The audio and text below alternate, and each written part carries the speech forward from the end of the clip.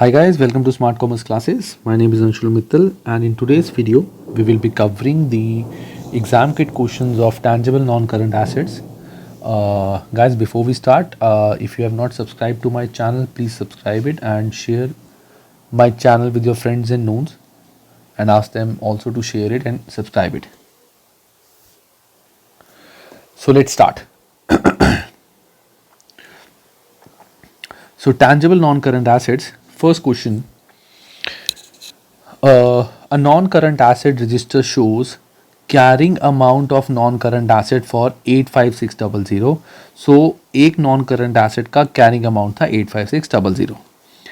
The ledger account include a cost balance of 1,85,000 and an accumulated depreciation of this. So basically question ये बोल रहा है कि जो हमारा नॉन करंट एसेट एक रजिस्टर था उसके अंदर जो कैरिंग अमाउंट है मतलब डेप्रिसिएशन माइनस करने के बाद जो वैल्यू है दैट इज 85600 और जो हमारा लेजर है नॉन करंट एसेट रजिस्टर उसकी जो वैल्यू है दैट इज कॉस्ट है 1,85,000 एंड उस पर अक्यूमुलेटेड डेप्रिसिएशन है 55,000. तो इसका भी हम कैरिंग अमाउंट निकाल लेते हैं.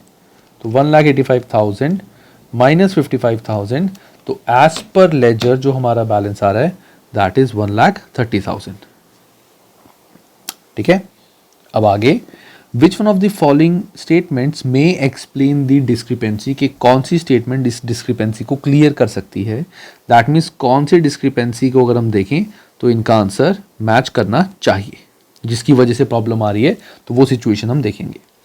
ए the omission of an additional land costing 30,000 from the ledger account and the omission of disposal of an asset from register costing 25600 accumulated depreciation this. वो ये कह रहे हैं कि लेजर अकाउंट में 30,000 की लैंड हमने ऐड करनी थी जो नहीं करी तो 30,000 यहाँ पे ऐड कर देंगे हम. Second the omission of disposal of an asset from the register. अब रजिस्टर में हमारा कैरिंग अमाउंट है. रजिस्टर क्या शो कर रहा है कैरिंग अमाउंट. तो दैट मीन्स अगर कैरिंग अमाउंट शो कर रहा है तो यहाँ से जो एसेट जाएगा वो भी कैरिंग अमाउंट का जाएगा. तो omission of disposal asset from the register cost थी 256.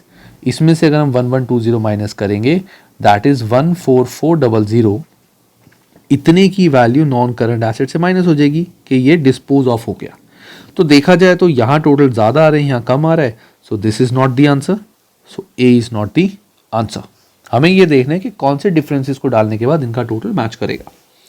B omission of revaluation of an asset upward by 16600 and depreciation of 20,000 from the ledger account. तो लेजर में 16,600 का वैल्यू इंक्रीज हुई और 20,000 की एडिशनल डेप्रिसिएशन लग गई. अब हमने यहाँ पे कॉस्ट में से एक्यूमुलेटेड डेप्रिसिएशन को माइनस करके कैरिंग अमाउंट लिख दिया है. तो यहाँ पे हम डेप्रिसिएशन सीधा यहीं से माइनस कर देते हैं. अलग से अकाउंट्स बनाने की जरूरत नहीं है. दिस इज कैरिंग अमाउंट ना कि इतनी डेप्रिसिएशन लग चुकी है. And omission of disposal of an asset carrying amount of this from the register. ये हमारा डिस्पोजल सेल हो गया था तो ये हमने इसमें से माइनस नहीं करा. अभी भी देखा जाए तो टोटल ये मैच नहीं कर रहा. This is also not the solution. C omission of disposal of an asset from ledger account costing this and accumulated depreciation. एक ledger account में से एक asset dispose of हुआ था हम डालना भूल गए थे. तो 25600 इसका भी carrying amount कितना होगा 25600 माइनस 11200. सो 14400 का asset हमने सेल किया था मतलब डिस्पोज ऑफ कर दिया था तो वो हम लेजर में से हटा देंगे. omission of addition of land costing 30,000 from the register. Register में 30,000 का लैंड ऐड हुआ था जो हमने नहीं लिखा. तो इसका टोटल आता है 115,600 और 1,30,000 माइनस 144,000 इज 115,600. दैट मीन्स इस गलती की वजह से ये हमने गलती करी थी और ये दोनों मैच नहीं कर रहे थे. तो सी इज योर आंसर. ठीक है. आगे तो next is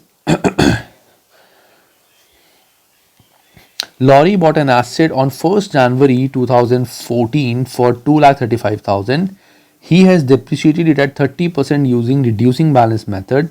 On 1st January, Lorry revalued the asset to 3 lakh. What accounting entry should Lorry post to record the revaluation? Revaluation की एंट्री क्या होगी?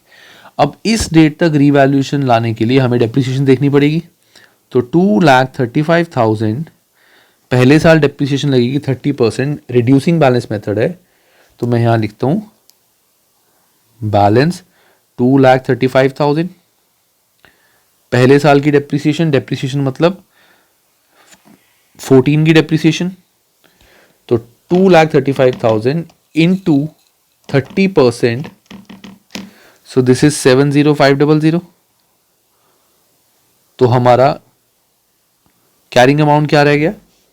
Minus 235,000 is 164,500.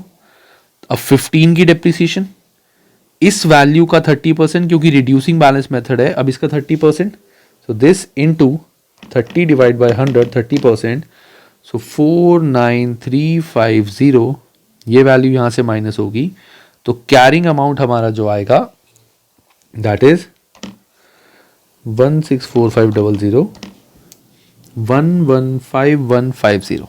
सो जनवरी 14 पूरे 14 की डेप्रिसिएशन होगी, 15 की डेप्रिसिएशन होगी. अब 16 की डेप्रिसिएशन निकालनी पड़ेगी 31 दिसंबर 2016 तक की. तो दिस इंटू 30%, 34545. और जो हमारा कैरिंग अमाउंट आ रहा है, अब कैरिंग अमाउंट एज ऑन 31 दिसंबर 16 और 1 जनवरी 17. 1 जनवरी 17 को जो हमारा कैरिंग अमाउंट आ रहा है दैट इज 115,150, 80605. सो 80605 हमारी आज की वैल्यू आ रही है carrying amount. Laurie revalued the asset to 3 lakh. 3 lakh का एसेट हमने रीवैल्यू कर दिया. तो मैंने हमेशा एक चीज़ बताई थी इसमें कि जब भी हम एसेट रीवैल्यू करेंगे, सबसे पहले जो उस पर आज तक डेप्रिसिएशन लगी है, हम वो डेप्रिसिएशन खत्म करेंगे. आज तक जो इस पे डेप्रिसिएशन लगी है वो लगी है 70500 प्लस 49350 प्लस 34545. तो आज तक जो इस पे डेप्रिसिएशन लगी है दैट इज इन सब का टोटल 154395. तो इतना तो हम डेप्रिसिएशन को डेबिट कर देंगे. अब डेबिट अक्यूमुलेटेड डेप्रिसिएशन 154395 यहां दिख रही है, इधर ज्यादा है, इधर है 154395.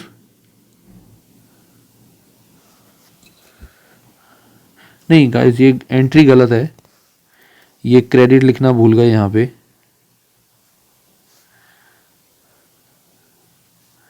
ये सब कुछ ही डेबिट थोड़ी होगा, क्रेडिट भी तो कुछ करेंगे ना. तो इन्होंने कुछ गड़बड़ करी है guys, mistake by them. This should B credit, this is not debit, this is credit. वो लिखना भूल गए यहाँ पे, ये गलत मिस्टेक कर दी इन्होंने. सो हमें चाहिए डेबिट अक्यूमुलेटेड डेप्रिसिएशन ये वैल्यू, और ये हमें सिर्फ यहां दिख रही है, यहां तो क्रेडिट हो रही है. तो हमारा आंसर ए हो जाएगा. सिंपल, आगे जाने की जरूरत ही नहीं है हमें. ठीक है. Next, Which one of the following statement is true in relation to non-current asset register? Register से related क्या चीज सही है? तो first is it is an alternate name of non-current asset ledger account. No, register is different. Register के अंदर तो हम एक it's a normal register जिसमें assets की डिटेल के कौन सा asset कहाँ पड़ा है, कितनी इसकी वैल्यू है, ये सब लिखा होता है. इसका ledger से तो कोई लिंक ही नहीं है. ledger is completely different. तो A is not the answer. It is a list of physical non-current assets rather than their financial cost. This is also wrong, क्योंकि asset register के अंदर asset की cost भी होती है, किस cost पे purchase किया था. We also write cost on the asset register, तो यहाँ पे financial cost आती है. It is a schedule of planned maintenance of non-current asset for the use by the plant engineer. कोई it's not a planned maintenance, कोई maintenance थोड़ी है. It's just a register in which we are writing the value of assets purchased, किस पे purchase किया, क्या उसकी आज की value. Simple. It is a schedule of cost and other information about each individual non-current asset. This is the right answer, that it is a schedule of cost and other information about each individual non current asset, her register की, हर asset की अलग information हम register में note करते हैं. So this is the answer.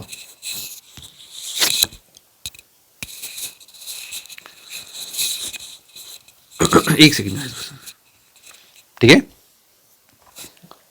So fourth is the answer, D is your answer. अब आते हैं आगे 114. I don't know what's this. अच्छा, व्हाटएवर, चलो. सो निकालना क्या है सबसे पहले हमें, what should be the charge for depreciation is see statement of profit and loss account for the year ended this. हमें डेप्रिसिएशन निकालनी है. Plant and equipment account in the register of company this shows, ये balance है कि opening balance इतना था. हमारी books and होती है 31 दिसंबर 2016 को. ओपनिंग बैलेंस इतना था. 1 जुलाई को हमने इतना एसेट परचेज करा. 30 सितंबर को इतना डिस्पोजल में चला गया और इतना बैलेंस कैरी फॉरवर्ड है. Company policy is to charge straight line depreciation at 20% per annum on pro rata basis. Pro rata basis that means on monthly basis. Pro rata basis means monthly basis पे हम depreciation calculate करते हैं. ठीक है. तो अब यहां पे हम क्या करेंगे, देखो ध्यान से, how do we do a question. इसमें सबसे पहले हमारा 9,60,000 का एसेट था जिसमें से 84,000 का डिस्पोजल में चला गया. तो 9,60,000 माइनस 84,000, तो हमारा बैलेंस रह गया, एक सेकेंड गाइस, 960 माइनस 84, सो 8,76,000 के हमारे एसेट की वैल्यू रह गई. अब ये एसेट इतने में से इतना डिस्पोजल में चला गया, तो इस पे तो पूरे साल की डेप्रिसिएशन लगेगी, स्ट्रेट लाइन मेथड है, तो इंटू 20%. तो 8,76,000 इंटू 20 डिवाइड बाई 100, सो 1,75,200. एक तो डेप्रिसिएशन इन एसेट्स में से जो सेल हो गया उसको निकाल के रिमेनिंग पे पूरे साल की. 1 जुलाई को हमने एसेट परचेज किया था 48,000 का, तो 48,000 इंटू 20/100 इंटू ये 1 जुलाई को परचेज किया था, तो जुलाई टू दिसंबर इज 6 मंथ्स, तो into 6 divide by 12, so this is 22, तो 4800 इज दी डेप्रिसिएशन. तो 4800 डेप्रिसिएशन हमारी एक लगी, तो एक लगी 4800, एक 175,200, और ये एसेट हमने सेल किया था ऑन 30 सितंबर. तो जब तक हमने इस एसेट को सेल किया है, तो 1 जन से लेके 30 सितंबर तक की डेप्रिसिएशन निकालेंगे जब तक हमने इसको रखा है अपने पास. तो हमने इसको 9 मंथ्स रखे, 1 जनवरी से 30 सितंबर को होते हैं 9 months. So 84,000 into 20/100 into 9 divide by 12, so 84,000 into 20 divide by 100 into 9 divide by 12, so that is 126,000. तो 126,000, सो टोटल डेप्रिसिएशन जो चार्ज होगी 175,200 plus 4800 plus 126,000, so that is 1926,000, 1926,000. मैं दोबारा समझाता हूँ गाइस, क्योंकि इस चीज़ का रेफरेंस हम आगे भी बहुत बार लेंगे. मैं दोबारा इसको एक्सप्लेन करता हूँ थोड़ा स्लो सारे बच्चों को जिसको नहीं समझ आया. स्टार्टिंग में हमारे पास थे 9,60,000 के एसेट्स. ये pro rata basis, that means on monthly basis. Starting में हमारे पास थे 9,60,000 के एसेट्स. तो 960 में से हमें ये देखना पड़ेगा कि कितने एसेट्स पूरा साल हमने अपने पास रखे हैं, क्योंकि उन्हीं पे पूरे साल की डेप्रिसिएशन कैलकुलेट करेंगे. 960 में से हमने डिस्पोजल में 84,000 के एसेट भेज दिए. तो इसमें से अगर 84,000 के एसेट्स हमने डिस्पोजल पे भेज दिए, दैट मीन्स 960 माइनस 84,000, सो 8,76,000 के एसेट हमने पूरा साल अपने पास रखे. इसमें से 84,000 अगर डिस्पोजल में चले गए, दैट मीन्स हमने 8,76,000 के एसेट्स अपने साथ रखे हैं पूरा साल. तो इस पे अगर हम 20% पूरे साल की डेप्रिसिएशन लगाएं, स्ट्रेट लाइन मेथड है, तो it should be 175,200. First point.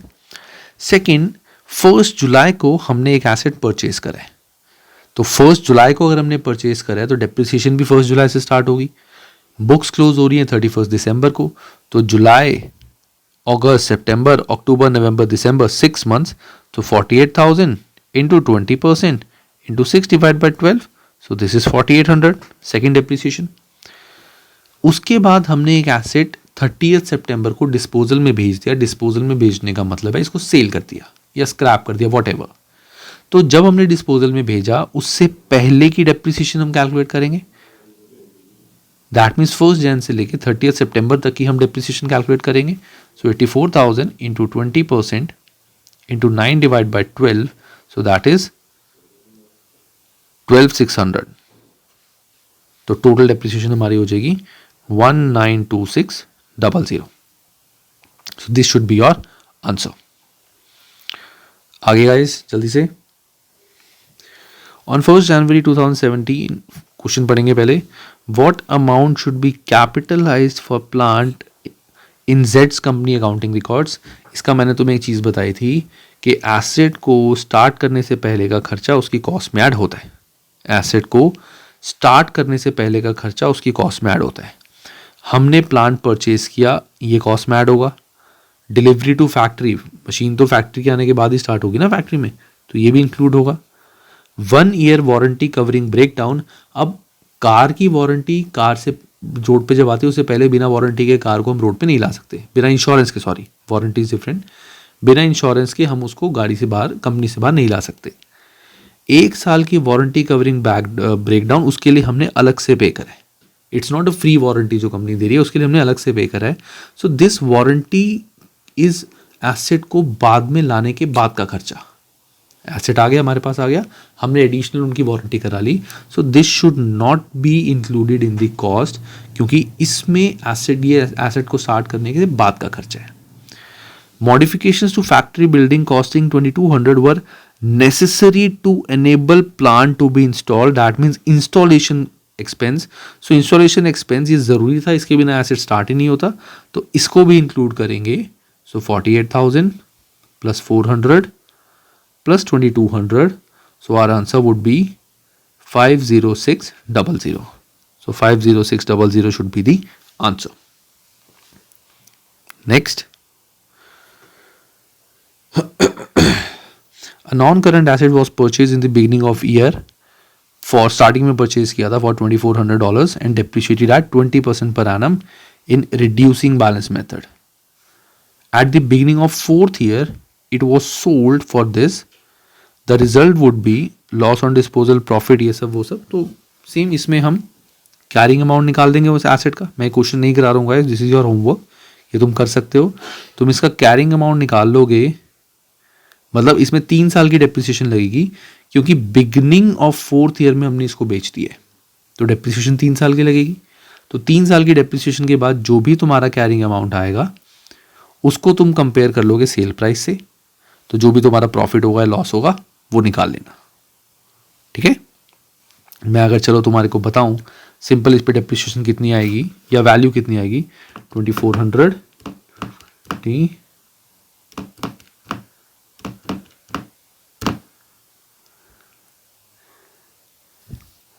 सो मेरी जो वैल्यू आ रही है after the end of 3 years, 3 साल की डेप्रिसिएशन के बाद, दैट इज 1228.80. मेरा जो कैरिंग अमाउंट आ रहा है दैट इज 1228.80. अब इसमें हमने जिसको सेल किया है वो किया 1200 में, तो दैट मीन्स 28.80 का हमें क्या हो गया, loss. So loss on disposal 28.80. So answer should be b. Next 117 जल्दी से. A business non-current asset had a carrying amount of this. पहले क्वेश्चन पढ़ेंगे. What is the revised carrying amount for non-current asset? Revised carrying amount क्या होगा? Business purchase non-current asset of carrying amount this. Asset which has a cost of this was sold for this at a profit of this. What is the revised carrying amount of non-current asset? अब अगर हम एक fix asset account बनाएं, एक disposal account बनाएं, एक fix asset account, यहां पे वो बता रहा है asset which had a cost of this was sold for 9,000. तो कॉस्ट जो, अगर हम कैरिंग अमाउंट एसेट की हमें पता है कि इतना कैरिंग अमाउंट है एसेट का, तो जो एसेट हमने सेल किया है हमें उसका कैरिंग अमाउंट निकालना पड़ेगा. जो एसेट हमने सेल किया है हमें उस एसेट का कैरिंग अमाउंट निकालना पड़ेगा। तो how do we find out the carrying amount? Asset की कॉस्ट थी 12,000, हमने इसको सेल किया है 9,000 का। अच्छा, डिस्पोजल का इसमें ज़रूरत नहीं थी। 9,000 का हमने एसेट सेल किया है एट अ प्रॉफिट ऑफ 2,000। 9,000 का एसेट सेल किया at a profit of 2,000। That means हमारा कैरिंग अमाउंट कितना होगा? 7,000। 7,000 कैरिंग अमाउंट होगा, क्योंकि फॉर्मूला क्या होता है? Sale minus carrying amount is equal to profit. Sale minus carrying amount is equal to profit. अब हमारा सेल दिया हुआ 9,000, कैरिंग अमाउंट हमें निकालना है और प्रॉफिट हमें दिया हुआ है 2,000, तो कैरिंग अमाउंट शुड बी 7,000। अब कैरिंग अमाउंट अगर 7,000 है, आज तक की इसकी कॉस्ट है 12,000, और सॉरी हमें कैरिंग अमाउंट ही पता चल गया 7,000। सो दैट मीन्स एसेट जो टोटल 12500 के थे, इसमें से 7,000 कैरिंग अमाउंट वाला एसेट सेल कर दिया हमने। जो कैरिंग अमाउंट टोटल एसेट्स का था, इसमें से 7,000 कैरिंग अमाउंट वाला एसेट हमने सेल कर दिया। ये वैल्यू माइनस कर देंगे, so your answer will be 118,000।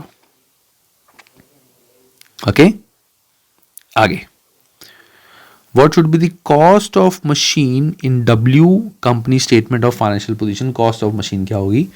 दोबारा देखते हैं। हमने एक प्रिंटिंग मशीन परचेज करी, cost of machine was 80,000, obviously include करेंगे। इंस्टॉलेशन कॉस्ट करेंगे। The employees receive training on how to use the machine, इसको इंक्लूड नहीं करेंगे बिकॉज इसका कॉस्ट से कोई रिलेशन नहीं है। Before using the machine to print customers order, pre production safety testing was undertaken. अब ये टेस्टिंग जरूरी थी एसेट को स्टार्ट करने से पहले, बिकॉज प्री प्रोडक्शन एसेट को स्टार्ट करने से पहले का खर्चा है, तो this should also be included. 80 + 5 + 1, 86,000 should be your answer. 19,119 जल्दी से। अ नॉन करंट एसेट हम निकालना क्या है? व्हाट इज द प्रॉफिट और loss on disposal? Non current asset was dispose for this, तो हमें ये सेल प्राइस पता है। It has been purchase exactly 3 years earlier for this, तो परचेज प्राइस यानी ये है cost. It has an expected residual value of 500, residual value का वैसे हमें कुछ नहीं करना होता। And had been depreciated at reducing balance method for 20%, और 3 साल की। अब सिंपल सी गाइज, ये हमें कॉस्ट पता है, इस पे 20% पे हम 3 years की डेप्रिसिएशन निकालेंगे, वो वैल्यू माइनस करके हमारा कैरिंग अमाउंट आ जाएगा।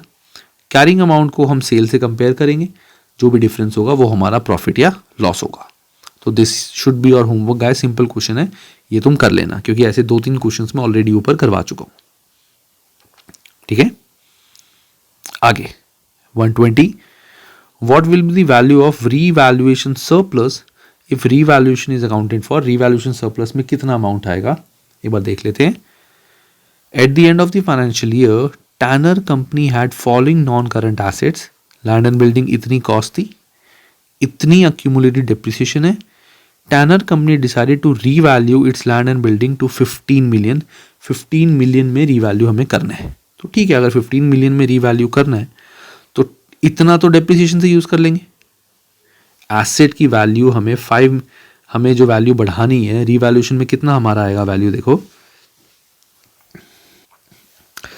एसेट की वैल्यू पहले थी 10.4 और 15 million हमने कर दी। That means 10.4 minus 15 million, so this is 4.6। तो 4.6 से तो हमारे एसेट की वैल्यू बढ़ जाएगी आफ्टर, जब भी उसकी डेप्रिसिएशन वगैरह लगाने के बाद इतनी से तो एसेट की वैल्यू बढ़ जाएगी। और ऊपर से जो हमने डेप्रिसिएशन चार्ज करी हुई है 12 million की, इसमें से जब मैंने वैल्यू माइनस करी तो इतने से तो एसेट की वैल्यू बढ़ रही है मेरी। 0.12 million की मैंने आज तक डेप्रिसिएशन चार्ज करी हुई है, तो टोटल जो रीवैल्यू होगा इट विल बी 4.72। तो रीवैल्यूएशन सरप्लस में हमारा 4.72 जाएगा, डेप्रिसिएशन में इतना, एसेट में इतना, टोटल रीवैल्यूएशन सरप्लस में 4.72। कैसे? एसेट की वैल्यू पहले थी इतनी, अब हो गई इतनी, तो एसेट में इंक्रीज हो रहा है 4.6, और आज तक जो हमने डेप्रिसिएशन कैलकुलेट करी थी वो तो खत्म होगी, तो हमें डेप्रिसिएशन भी खत्म करनी पड़ेगी। सो 4.6 + 0.12 तो 4.72।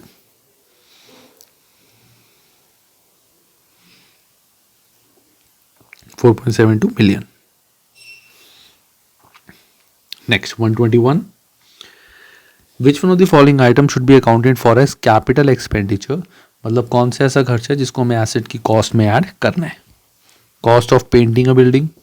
Guys, painting a building is not capital, क्योंकि अगर हमने बिल्डिंग को पेंट करा, इट्स नॉट मेंशन कि वो पेंट ज़रूरी था एसेट को स्टार्ट करने से पहले, यानी बिल्डिंग लेने से पहले, तो हम इसको सिंपल पेंट मानेंगे. So this should be a normal revenue expenditure, profit and loss वाला. Replacement of broken windows in a building. Guys, अगर हम बिल्डिंग की विंडोज़ टूटी हुई, विंडोज़ ठीक कराते हैं, तो उससे हमारे एसेट की वैल्यू इंक्रीज नहीं हो रही है. It's just a repair, it's not increase in value of asset. तो इसीलिए this should not be capitalize. Purchase of car by a car dealer for resale. अगर एक कार डीलर एक कार परचेज कर रहा है, so that should not be capitalize. मतलब हम उसको फिक्स एसेट नहीं मानेंगे, because that is a raw material, that is a stock for him. Stock is something जो डीलर लेते हैं आगे सेल करने के लिए. सो डीलर ने वो कार ली है आगे रीसेल करने के लिए, तो इसीलिए उस कार को हम अपना कैपिटल एक्सपेंडिचर नहीं मानेंगे. इसीलिए that is not a fix asset basically. Legal fees incurred on purchase of a building. अगर हमने बिल्डिंग परचेज की है, उसके लिए legal fees like registration fees. तो रजिस्ट्रेशन फीस इज मैंडेटरी. तो अगर रजिस्ट्रेशन फीस मैंडेटरी है एसेट को लेने से पहले, तो हमें उसकी कॉस्ट को एसेट में इंक्लूड करना पड़ेगा. तो एसेट की कॉस्ट में हम ये वैल्यू इंक्लूड करेंगे. दैट मीन्स हम उसको बैलेंस शीट में फिक्स एसेट में दिखाएंगे. That means this value should be capitalize. Capitalize करने का मतलब कौन सी वैल्यू को हम फिक्स एसेट्स में इंक्लूड करते हैं, कौन सी को नहीं करते. तो D is your answer. 122. F company purchased car for 12,000 on 1st April 2001, which has been depreciated at 20% each year in straight line method, assuming no residual value. F policy is to charge full year depreciation in the year of purchase and no in the year of sale. The car was traded in replacement for 1st August at a agreed figure of this. हमें profit and loss निकालना है. Simple question है, एक बार मैं करा देता हूँ क्योंकि इसमें ये लाइन लिखी हुई है. हमने कार परचेज की है $12,000 की ऑन 1st April 2001 और इस पे रेट है 20% straight line method. So 20% into 12,000 is 2,400. Books हमारी क्लोज होती हैं 31st December ईच ईयर. अब यहाँ पे सबसे बड़ी बात लिखी हुई है, f company policy is to charge full years depreciation in the year of purchase and no depreciation in the year of sale. मतलब जिस साल हम परचेज करेंगे हम पूरे साल की डेप्रिसिएशन चार्ज करेंगे, और जिस साल सेल की होगी उस साल हम डेप्रिसिएशन कैलकुलेट करेंगे ही नहीं. इसमें मंथ्स का हमें कुछ नहीं करना. हमने अब इतनी डेप्रिसिएशन पर ईयर है 2000 और 31st December को हमारी बुक क्लोज होती है. तो 2001 की इसकी डेप्रिसिएशन पूरी 2,400 बाइफर्केट तो करनी नहीं. हमने कब सेल किया है इसको? 1st August 2004.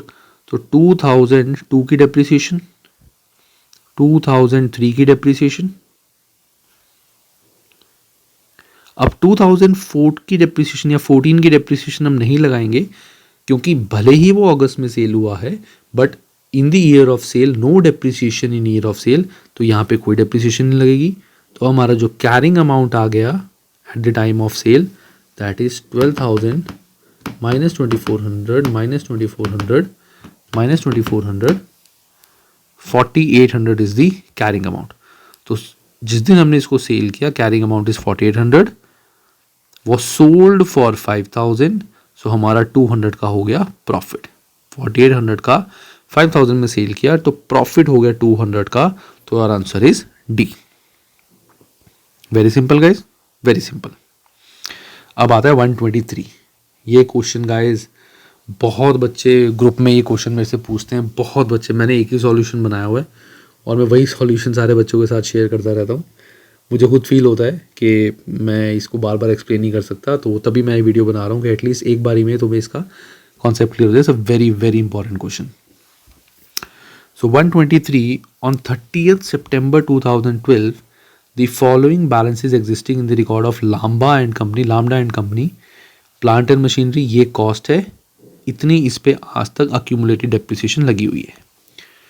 During the year this September plant with a written down value of this was sold for this. जितनी एसेट की इतनी रिटन डाउन वैल्यू थी, ये वाला इतने का हमने सेल कर दिया। प्लांट हैड ओरिजिनली कॉस्टेड 80,000 की उसकी एक्चुअल कॉस्ट थी, वो आज की डेट में इतनी रिटर्न वैल्यू थी, इतने का हमने सेल कर दिया। तो दैट मीन्स इसमें तो हमें प्रॉफिट हो गया। Plant purchase during the year costing 1,80,000, 1,80,000 का हमने प्लांट परचेज किया। It's the Lambda's company's policies to charge depreciation in the rate of acquisition and none in the year of sale, और depreciation rate is 10% straight line method. मतलब जिस साल हमने cell किया उस साल कोई डेप्रिसिएशन चार्ज नहीं करेंगे, जिस साल हमने परचेज किया उस साल हम पूरे साल की चार्ज करेंगे। तो सेम लॉजिक गाइस, 8,60,000 में से हमने कितने का एसेट सेल कर दिया? प्लांट हैड ओरिजिनली कॉस्टेड 80,000, 80,000 का हमने प्लांट सेल कर दिया, तो कितने का रह गया हमारे पास? 7,80,000। इस पे पूरे साल की डेप्रिसिएशन, तो 78,000 हमारी एक डेप्रिसिएशन होगी, 78,000 हमारी एक डेप्रिसिएशन होगी। दूसरी depreciation, plant purchase during the year was 1,80,000, तो 1,80,000 का हमने प्लांट परचेज किया, उस पे 10% डेप्रिसिएशन, तो 18,000 डेप्रिसिएशन एक होगी। तो 78,000 प्लस 18,000, तो दिस इज 96,000 की टोटल डेप्रिसिएशन। अब गाइस ध्यान से देखना, अब यहाँ पे 8,60,000 का हमारा जो एसेट था, सो गाइस अब इसमें क्या करेंगे, देखो हमें बताना है कि प्लांट का कैरिंग अमाउंट कितना होगा जो हमारी फाइनेंशियल पोजीशन में आएगा।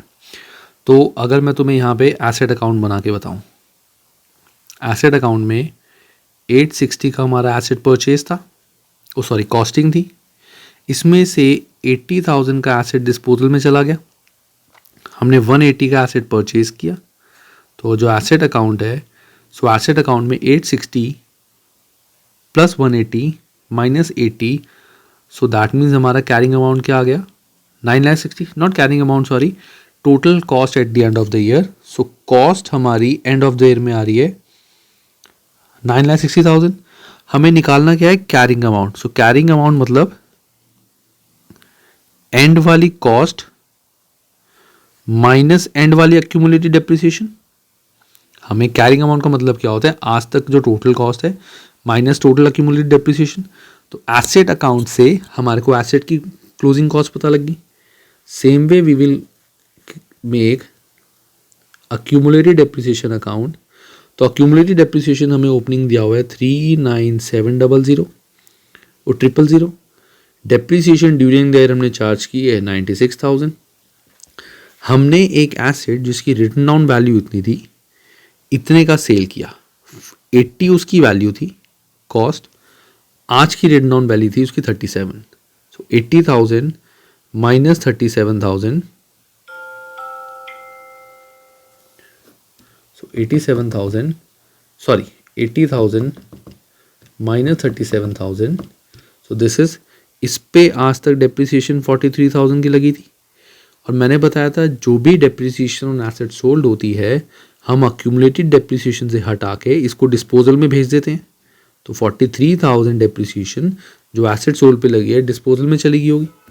तो 397,000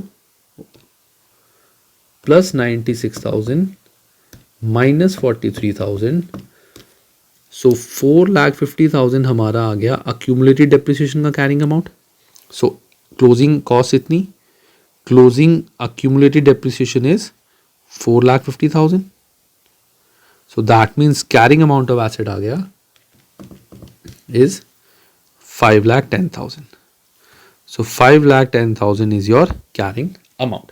पहले मैंने depreciation लगा ली, फिर मैंने asset account बना के देख लिया asset की closing value क्या आ रही है, फिर मैंने accumulated depreciation account बना के accumulated depreciation closing निकाल ली. So carrying amount will be closing cost minus closing accumulated depreciation, so 5,10,000। जो मैंने ग्रुप में सॉल्यूशन भेजा गाइस वो थोड़ा सा अलग है, इट्स बिट डिफरेंट, बट ये भी ठीक है वो भी ठीक है, वो सिर्फ शॉर्ट में समझाने के लिए था। ये चीज़ अगर मैं ग्रुप में करता तो समझ ना आती, तो यहाँ पे मैंने पूरा अच्छे से इसको एक्सप्लेन करा है। ठीक है, आगे guys let me just check इसके कितने क्वेश्चन पेंडिंग है, बिकॉज 133 थोड़े से रहेगा। मैं कोशिश करता हूँ इसको जल्दी निपटाने की, ऑब्वियसली तो मैं समझा के ही करूँगा।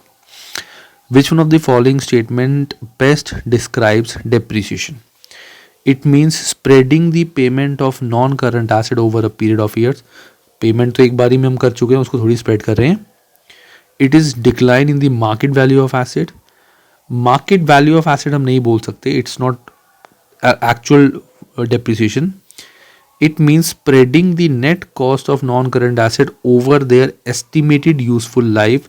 तो this is, I should say, is the depreciation. कि हम जो भी एसेट की नेट कॉस्ट है, जैसे 10 लाख है, अगर उसकी 10 साल की लाइफ है, that means 1 lakh each year, तो हम एसेट की कॉस्ट, नेट कॉस्ट जो है, उसको पूरी लाइफ में स्प्रेड कर रहे हैं. पेमेंट, यहाँ पे पेमेंट टर्म थी, इसलिए हमने मना किया था. पेमेंट हो सकता है हमने कम करी हो, इसका मतलब ये थोड़ा कि सिर्फ पेमेंट को स्प्रेड करना है. एसेट की कॉस्ट को हम स्प्रेड करते हैं over the estimated useful life. Last, it is means of estimating the amount of money needed to replace the asset. नहीं, ऐसा कुछ नहीं है. हमें क्या पता आज से 10 साल बाद एसेट की नई वैल्यू क्या होगी. ज़्यादा भी हो सकती है, कम भी हो सकती है. सो हम कोई मनी अलग से थोड़ी सेव कर रहे हैं कि हाँ अगला एसेट परचेज कर लेंगे, उसके लिए डेप्रिसिएशन है. It's not that. So this is C is your answer. 125.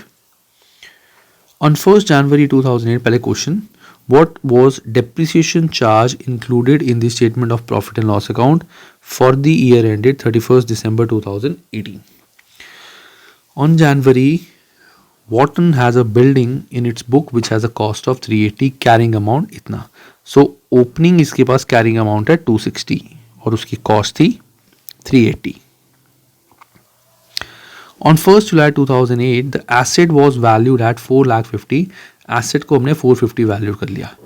आज की डेट में वैल्यू थी 260, हमने उसको 450 पे वैल्यू कर लिया. तो दैट मीन्स 260, तो 260 माइनस 450, आज की वैल्यू थी 260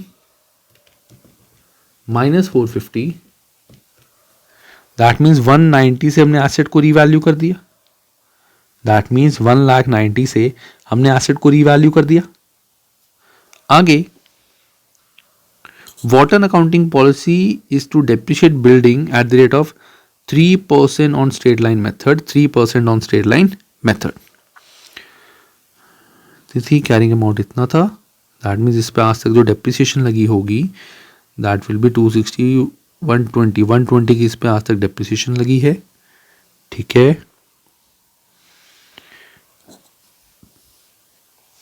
क्या गाइस, तो हमें इसमें निकालनी है कि ड्यूरिंग द ईयर, हमें इसमें निकालनी है कि ड्यूरिंग द ईयर टोटल कितनी डेप्रिसिएशन लगी है. तो देखो 1st जनवरी को उसकी वैल्यू इतनी थी और स्ट्रेट लाइन मेथड पे हम डेप्रिसिएशन कैलकुलेट कर रहे हैं.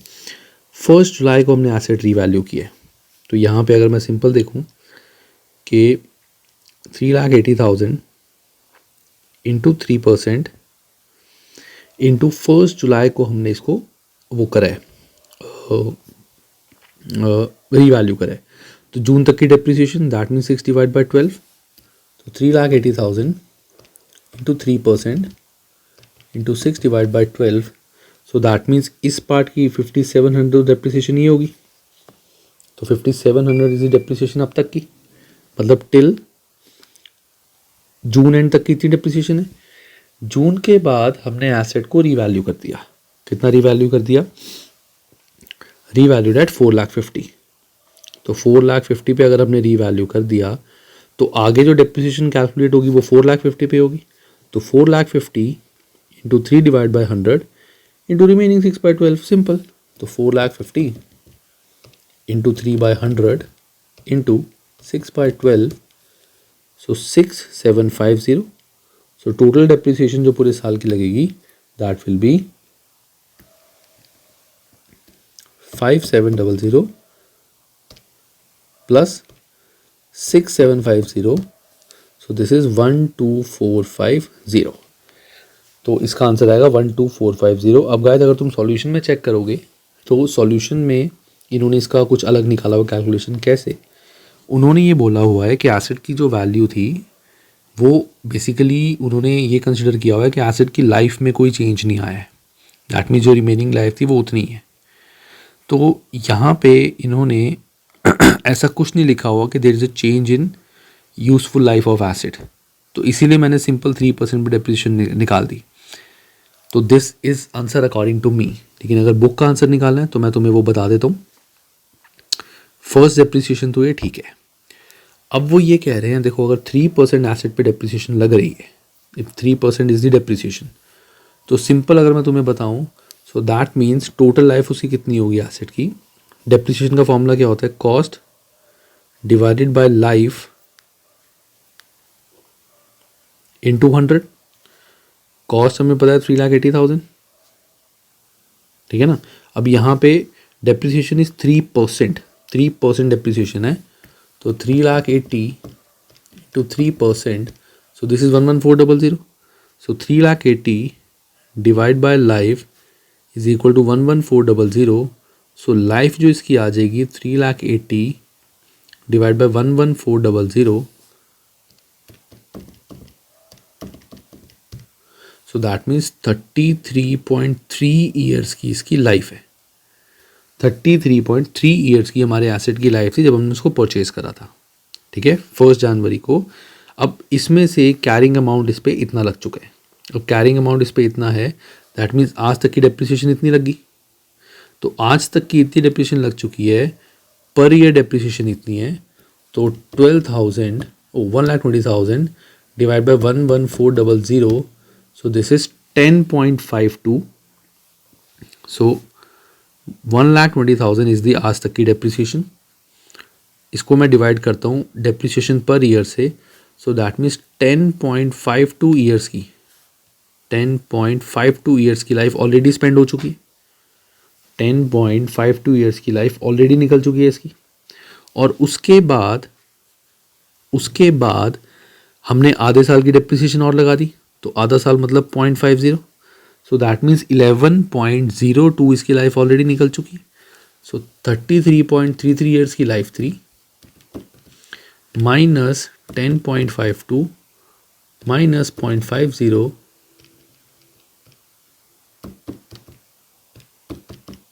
सो दैट मीन्स 22.31 की हमारी एसेट की लाइफ आज की डेट में रह गई।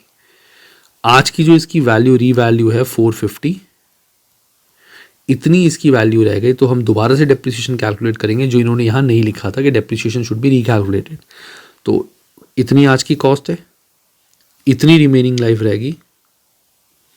सो 4,50,000 divided by 22.31, so this is approximate 20170. So this is depreciation per year. This is your depreciation per year. अब जो लगेगी आगे एसेट की cost, revalued cost divide by revalued useful life. और ये 6 महीने की डेप्रिसिएशन है, तो into 6 divide by 12, so this is 10085। सो 10085 की डेप्रिसिएशन है, सो your answer will B 15785। 15785 should be the answer. ये गाइज, ये मैं मतलब ये जो क्वेश्चन है दिस इज प्योर थोड़ा सा वेग। इसमें इन्होंने अगर ये बोल देते कि एसेट की वैल्यू में कोई चेंज नहीं आया है तो अलग बात होती। तो मैंने सिंपल अपना जो आंसर निकाला था वो सिंपल कैलकुलेशन से निकाला था। इनका जो आंसर था दैट इज बिकॉज इन्होंने बोला एसेट की इतनी लाइफ है, उसमें से इतनी लाइफ उसकी जा चुकी है, रिमेनिंग कितनी बची है। तो revalued figure divided by remaining life, that means total depreciation इस पर अब इतनी लगेगी। और 6 महीने की डेप्रिसिएशन ये हो गई। तो पहले पूरे साल में इतनी लगी थी, आधे साल में आधी इतनी, तो this should be the total depreciation. ठीक है, वी हैव टू सी कि इन्होंने क्या आंसर निकाला। मैंने तुम्हें वो वाला भी समझा दिया। चलो आगे करते हैं। 126 a car was purchase by a news agent business for this. ये कार है। Vehicle tax 1 year. अब व्हीकल टैक्स 1 ईयर उसने 1 साल का परचेज करा, तो वो कार लेने के बाद ही परचेज करा होगा, तो इसको हम कॉस्ट में इंक्लूड नहीं करेंगे। यहाँ पे कहीं नहीं लिखा हुआ vehicle tax was necessary, vehicle tax was not necessary, तो इसलिए हम इसको इंक्लूड नहीं करेंगे। अगर लिखा होता रजिस्ट्रेशन और समथिंग तो हम इसको एसेट की कॉस्ट में ऐड करते। व्हीकल टैक्स को हम एसेट की कॉस्ट में ऐड नहीं करेंगे। सो 10,000 की हमारी कॉस्ट आ गई। Business adopted a date of 31 December as year end. 1 मई को हमने परचेज किया था। Car was traded for a replacement vehicle on 1 August 2015, मतलब 2001 में हमने लिया था या 11 में लिया था, 15 में हमने इसको सेल कर दिया इस वैल्यू पे. It was depreciated at 25% on reducing balance method, charging full year depreciation in the year of purchase and none in the year of sale. That means पहले साल में भी depreciation लगेगी, 2001 की लगेगी, 2002 की लगेगी, 2003 की लगेगी, 2004 की लगेगी, 2005 की depreciation नहीं लगेगी क्योंकि उस साल में हमने सेल किया है और सेल ईयर में depreciation नहीं लगानी. तो सिंपल 4 साल की depreciation निकाल लोगे, तुम्हारा कैरिंग अमाउंट आ जाएगा, सेल प्राइस तुम्हें पता है, तुम्हारा प्रॉफिट या लॉस आ जाएगा. यहाँ पे मैंने ऑलरेडी कैलकुलेट किया हुआ है, इसका आंसर है डी. इसका आंसर मेरी कैलकुलेशन के अकॉर्डिंग इज डी, मैंने ऑलरेडी कैलकुलेट करा हुआ है. ठीक है, मैं तुम्हें बता भी देता हूँ कैसे करें. मैं गाइस कैसे करता हूँ इसका मैं तुम्हें एक शॉर्टकट बताता हूँ. 10,000 ये सिर्फ रिटर्न डाउन वैल्यू मेथड में ही चलेगा और वहाँ पे भी जहाँ में कैरिंग अमाउंट निकालना है. 10,000 का हमारा एसेट है, इस पे 25% डेप्रिसिएशन है. दैट मीन्स पहले साल के बाद इसकी वैल्यू कितनी रह जाएगी, 75%, है ना. पहले साल के बाद इसकी वैल्यू 75% रह जाएगी. तो 10,000 इंटू 75%, ये मेरा आ गया 7,500 पहले साल के बाद. दूसरे साल के बाद वैल्यू कितनी रहेगी, इसका 75%, तो इंटू 75%, दैट इज 5625. अगले साल फिर इसका 75% और फिर इसका 75%, तो दैट मीन्स 3164 मेरी आ रही कैरिंग अमाउंट. उतने का सेल कर दिया हमने 5,000. तो this is 1836 is the answer. Next 127. The reducing balance method of depreciation of non-current asset is more appropriate than straight line method when there is no expected residual value of asset.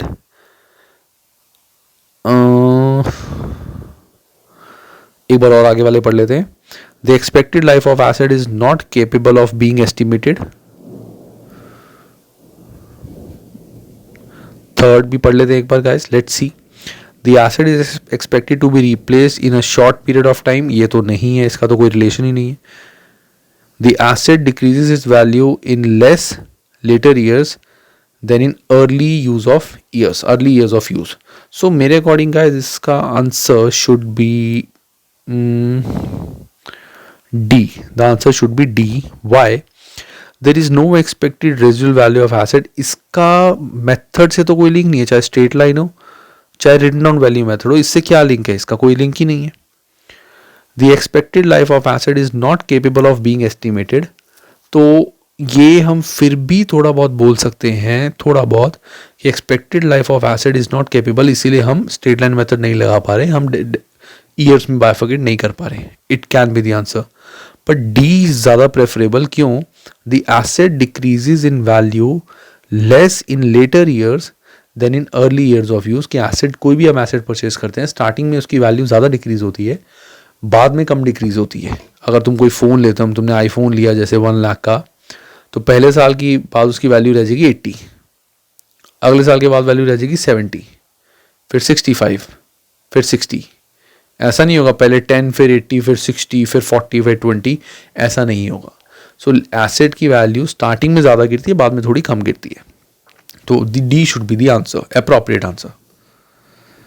चलो guys 128 जल्दी से निकालना क्या है. Profit या loss on disposal of inclusion, profit या loss on disposal निकालने guys. हमने एक मशीन परचेज करी ऑन 1 जनवरी को 40,000 की. The machine had an expected life of 6 years and expected residual value of 10,000. The machine was depreciated using straight line method on monthly basis, that means prorate basis. तो पहले हम depreciation निकाल लेते हैं. तो cost minus scrap value divided by useful life. तो 40,000 minus 10,000 divided by 6. So 5,000 per year is your depreciation by using straight line method. On 31st December 2014 the asset was sold for this. हमने, और हमारी books close होती है 31 दिसंबर को, 1 जनवरी को asset purchase किया था. दिसंबर को सेल हो गया, तो इसमें मंथ का तो कोई रोल ही नहीं है, पूरा साल ही हो गया। तो 40,000 की हमारी कॉस्ट थी पहले साल की डेप्रिसिएशन 2001 की, 2002 की 5,000, 2003 की 5,000, 2004 की 5,000 डेप्रिसिएशन भी माइनस करेंगे क्योंकि 2004 के एंड में सेल करा है। तो पहला साल पूरा, दूसरा साल पूरा, तीसरा साल पूरा, चौथे साल के एंड में सेल करा है, तो हमारी वैल्यू रहेगी 20,000। 20,000 is the carrying amount. Sold for 5,000, तो हमारा लॉस हो गया 5,000 का, सॉरी सोल्ड फॉर 15,000। हमारी बुक्स में कैरिंग अमाउंट है 20, सोल्ड फॉर 15, दैट मीन्स हमारा 5,000 का हो गया लॉस। आगे बढ़े, चलो आगे करते हैं। 2009 129, सॉरी गाइस, मेरे को एक्चुअली बहुत ज़्यादा नींद आ रही है, I feeling very very sleepy, तो इसलिए चलो गाइस एक काम करते हैं। Actually I am not feeling very well, तो लेट्स डू वन थिंग कि जो आगे वाले क्वेश्चन है 129, 130, 131, 132 और 133, ठीक है, ये सारे क्वेश्चंस तुम ट्राई बाय योर ओन। अगर तुम्हें कोई डाउट आता है इसमें तो व्हाट्सएप का मेरा F3 का जो ग्रुप का लिंक है वो मैं डिस्क्रिप्शन में डाल रहा हूँ, तो वहाँ से तुम उस ग्रुप को ज्वाइन करके उसमें क्वेरी पूछ लेना। You can also ask that query on my personal number, WhatsApp ही करना, मैसेज मत करना, या मतलब मैसेज या कॉल मत करना। इट्स 7988737340, मुझे कॉल कर ले, मैसेज कर लेना, सॉरी व्हाट्सएप, मैं तुम्हें इसका सॉल्व कर दूंगा। बट जितने हमने ऊपर क्वेश्चंस किए हैं ये आगे वाले क्वेश्चंस काइंड ऑफ उसी से रिलेटेड है, बट अगर किसी में डाउट हो तो मेरे को इस नंबर पे मैसेज कर लेना, ठीक है। बाकी आई थिंक हमने काफ़ी हद तक पॉइंट्स कवर कर ही लिए, तुम्हें अब काफ़ी हद तक डेप्रिसिएशन का कॉन्सेप्ट समझ आ जाएगा। एंड गाइस थोड़ा सा आज मेरी वीडियो आवाज़ थोड़ी डाउन है, सब कुछ है, नॉट डूइंग वेल, तो that's why I hope you can understand. चलो guys, you take care, stay home and stay safe.